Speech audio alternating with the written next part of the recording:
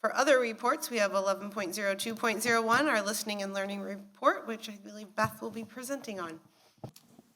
Thank you. So we have two reports tonight that are back-to-back and are separate reports but related. So encourage you to kind of take both of these as a package, as the listening and learning tour really helped to inform our strategic planning process, and you'll hear our next presenters speak to that. So Dr. Lake is not feeling well tonight, so I have the honor of presenting his listening and learning tour summary. I know this is one of his favorite things that he does as a superintendent, and so I will do my best to do it justice and share what we learned. So we'll go to the next slide here. Every year he goes out and speaks to the community in the fall. This is a chance to update people on what's going on and get feedback, have conversations. So this year we did 22 in-person presentations and also recorded a recorded version of the listening and learning presentation that had 150 views on YouTube. You can see up here pictures of our senior citizens group, our retired educators organization, and the Chamber of Commerce. Also visited parent groups and other organizations. So if we go to the next slide. Another piece of the listening and learning report is a survey. So in addition to us sharing information and Dr. Lake giving an update, we want to know how our community is feeling about things, and we had 1,018 responses to the survey. You'll notice that is significantly higher than previous years, and one of the reasons for that is we made a very targeted attempt to have our students fill out the survey at both the high school and both middle schools, and so that actually made up a good portion of the survey responses when you look at the difference from this year to last. And part of the reason we really focused on that was to make sure their voice was also included in our strategic planning process, which you will hear about soon. So we had 1,118 responses, you can see there, and if we go to the next slide, they're divided out by building representation. Again, you can see by this graph the student representation, and then pretty equal representation across the board at our other buildings. So if you remember back to 2018, we'll go to the next slide, we asked the community to rank 12 success measures in order of importance, and you can see those listed on the left. We decided to ask this question of our community again in 2023 as part of our strategic planning process and going into the next 5 years of thinking ahead. And so we thought it was important to re-engage with our community and have them rank these success measures again. And so you will see a couple of changes from the list that we had in 2018 versus 2023. One of them being that we moved from student mastery of the 4 C's to Lindbergh Life Success Skills. The 4 C's include the collaboration, communication, critical thinking, and creativity. And all of those skills and more are incorporated into our Lindbergh Life Success Skills that our teachers are really doing a great job of implementing and working into our learning experiences to help prepare our students for success. So we replaced our 4 C's with the success skills, and then we also combined the entrance rate into post-secondary programs and the employment rate into one item with college and career readiness and Diploma Plus, which is all of our programs that we offer our students, of course, in addition to their high school diploma. So a couple of changes there you can see. Those were the success measures we asked our community to rank this year. And if we go to the next slide, you will see how those shook out for all of our community groups. The top 6 success measures overall, you'll see across the board, student achievement and growth was first ranked, and so just prioritizing that this is what's important to our community.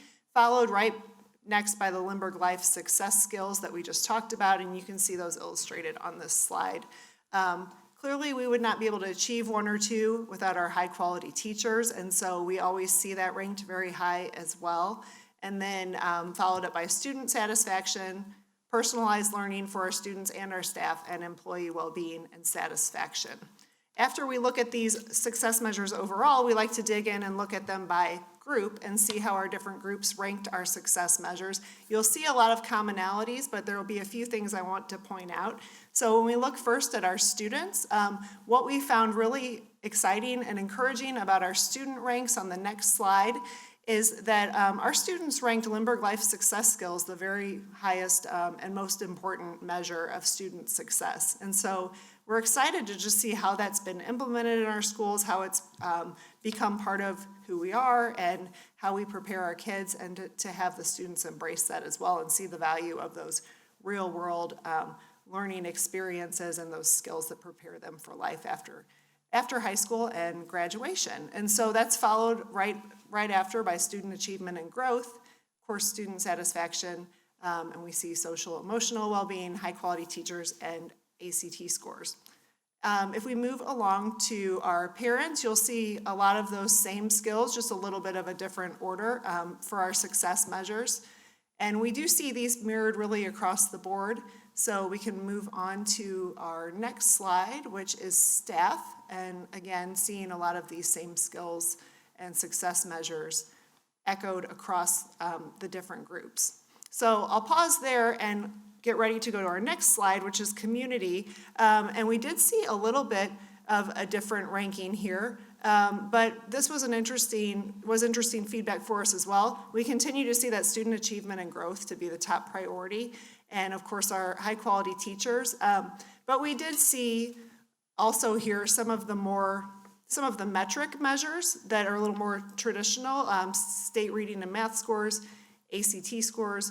We do see the Lindbergh Life Success Skills and the College and Career Readiness were also ranked high by our community with Diploma Plus. One of our takeaways looking at our community success measures was how can we continue to communicate about the work we're doing with the Success Ready Students Network, along with this at the state's direction to develop a more meaningful state assessment that measures not only achievement but also growth and goes beyond that snapshot so that we can help them see the value in that as well.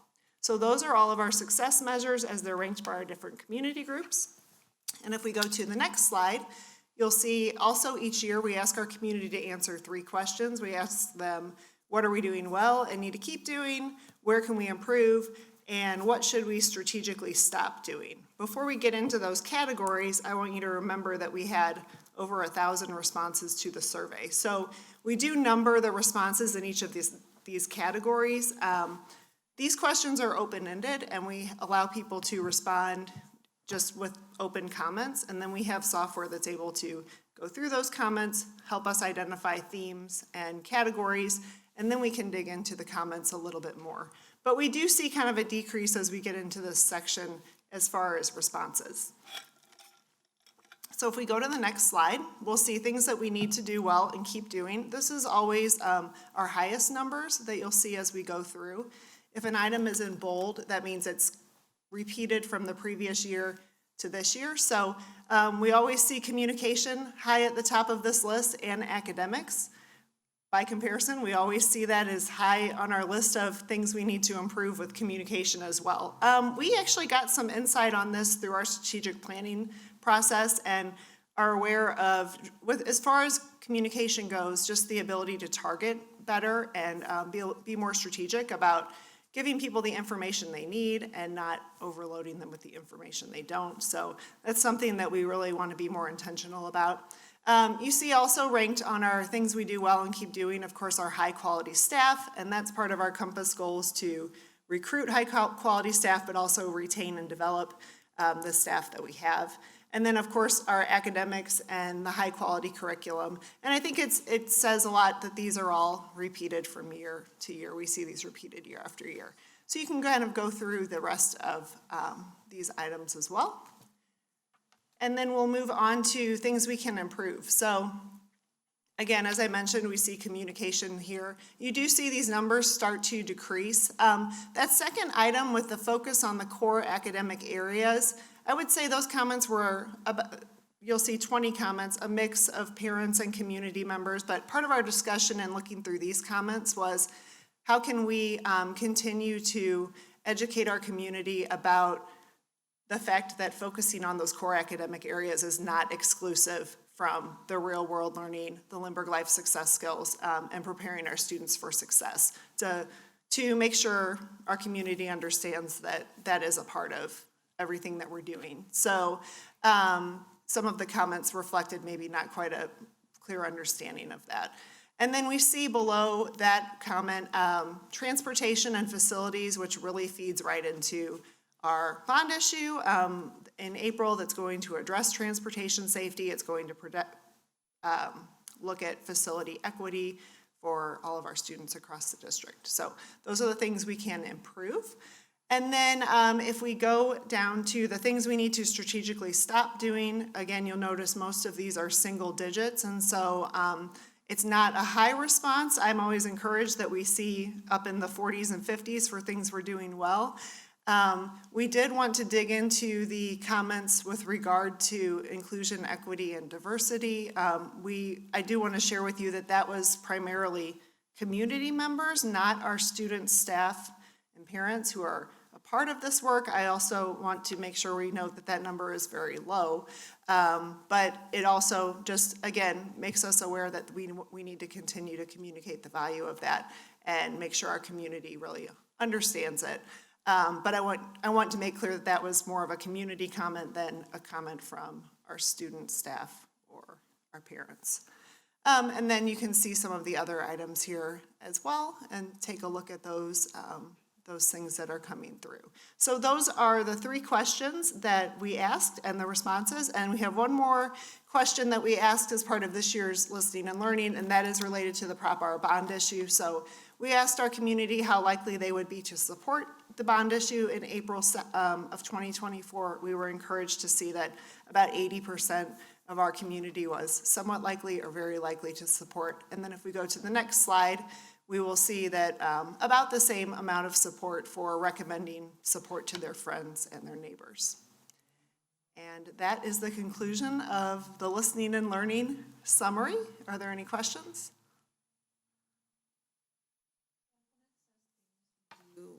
Beth, when it says things we do well and need to keep doing, it says student support. Is that the emotional piece, or do we know what that is? Or is that I think, and I can go back and look at those comments more specifically. If I remember correctly, that had to do more with intervention supports, and so one-on-one support for student could be academic needs, but also it could also be social emotional needs. I think there were more, that was more leaning academic, but I can go back and check on that. it was just broken out a little bit more in 22, 23? Sure. I felt, so anyway, that's fine. Thank you. Sorry, can you just speak a little bit to, now that the district has this information, how is it intentionally used to drive the district's work? Sure. That And is it a could be good- very brief. It was just more of like a. Well, I have an entire presentation that's getting ready to, to go there. That was me giving you that segue. But we did use all of this data to inform the community engagement portion of our strategic plan development. But I will also say that these comments are shared with the cabinet, and then we review the feedback. We have conversations around it. And so the success measures, more than anything, we use to drive all of our work. And so that was really important for us to update those and really look at that. But all of the feedback is definitely looked at, reviewed, and used to inform our work. So thanks.